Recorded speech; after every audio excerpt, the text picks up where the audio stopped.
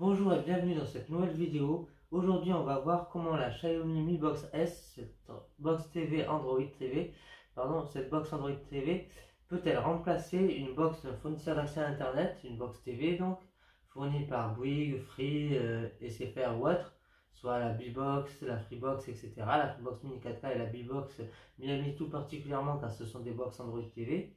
Mais aussi pour pouvoir l'utiliser sur un deuxième écran au lieu de payer plus cher pour une deuxième box télé, ou alors carrément de remplacer une Smart TV par une TV normale avec cette box en plus. On va passer à la partie télé. Premièrement, indissociable de la partie télé sur box Android, c'est Molotov.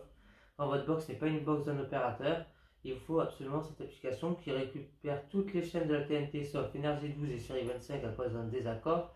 Mais toutes les autres chaînes sont là, plus des chaînes en plus et avec une offre aussi payante. Voilà comment ça se présente. Pour aller sur une chaîne, il suffit de cliquer dessus, lecture. À savoir qu'on peut reprendre les programmes au début, aller en arrière, enregistrer mais c'est payant, et mettre pause. Mettre pause c'est totalement gratuit et reprendre le programme depuis le début c'est aussi totalement gratuit. Pour aller une autre chaîne, on peut appuyer sur le petit truc de droite, la petite flèche que moi je croyais que ça amenait au bout du programme en live. En fait ça sert à changer de chaîne. Pareil pour la flèche de gauche. On va parcourir un peu Molotov. À Molotov il y a du replay dedans mais pas beaucoup, c'est que sur quelques chaînes. Pour le replay on va se tourner vers les applications des chaînes. Il n'y en a pas beaucoup sur Android TV mais on va voir ça tout de suite. Les applications de chaînes, on a France TV, voilà, Arte, OCS MyCanal, ça c'est pour le payant, et Gulli aussi, voilà, et c'est à peu près tout, Arte, Gulli et toutes les chaînes de France Télévisions. On a aussi le replay, quelques replays de C8 et C-Star par l'application MyCanal si vous l'avez en version gratuite. Si vous avez MyCanal, que vous êtes abonné à Canal+, ou vous êtes abonné à Canal Panorama par exemple sur la Freebox Révolution, vous aurez un identifiant MyCanal, vous pourrez avoir plus de replays et pas mal de chaînes en direct, plus de chaînes en direct bien entendu.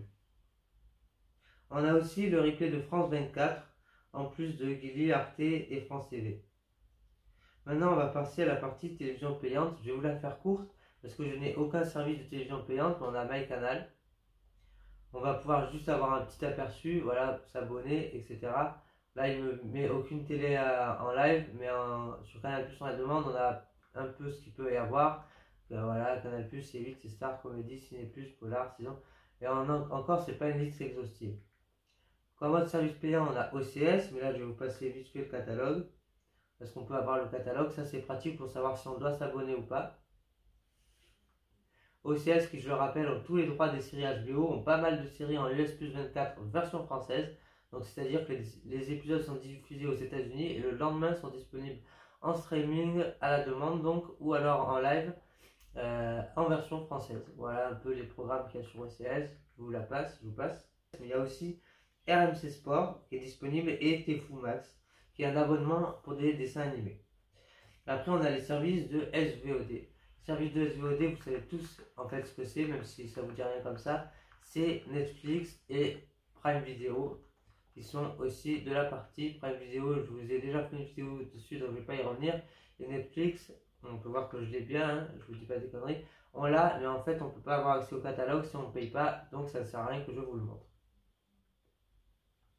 On va finir sur la partie Smart TV. En Smart TV, on a quelques applications. On a par exemple jeuxvideo.com, mais aussi YouTube Kids qui permettent d'avoir du contenu pour enfants depuis YouTube. On a évidemment YouTube normal, ça c'est évident. C'est même la plus phare de cette box. On peut caster, c'est Chromecast intégré. Hein. On peut caster tout ce qui est castable sur le Chromecast, sur la TV, directement depuis son mobile. On a aussi comme appli Allociné, les radios avec TuneIn, VLC qui permet de lire toutes les vidéos depuis la clé USB ou des vidéos depuis une clé USB ou un disque dur. Et on a aussi Dailymotion. Un service dont je ne vous ai pas parlé, c'est Google Play Films et Séries, en plus du Play Store qui vous permet d'avoir encore d'autres applications, mais je vous ai listé les meilleures. Et on a évidemment Google Play Films et Séries qui permet de faire de la vidéo à la demande sur pas mal de films et de séries, même quasiment un catalogue vraiment très grand. Voilà, genre de film. On peut voir les films, animation, rien que dans la catégorie animation, on peut voir qu'il y a vraiment beaucoup de choses en location et à l'achat. Voilà, donc vraiment c'est très très vaste. On a à peu près tout ce qui est possible et imaginable. Voilà, c'était la dernière application. Je vous fais un petit tour des meilleures ventes. 2003, Aladdin, Godzilla, X-Men, Avengers, Pikachu. On a vraiment pas mal de choses dans les 4-5 euros, voilà, pour louer un film, évidemment en VF. C'est plutôt sympa. Voilà, j'ai fait à peu près le tour de cette Xiaomi Box. Si vous pensez que ça peut remplacer votre TV après cette vidéo, tant mieux. Si vous pensez qu'il n'y a pas tout ce que vous voulez au niveau replay, etc., ben, à vous de voir.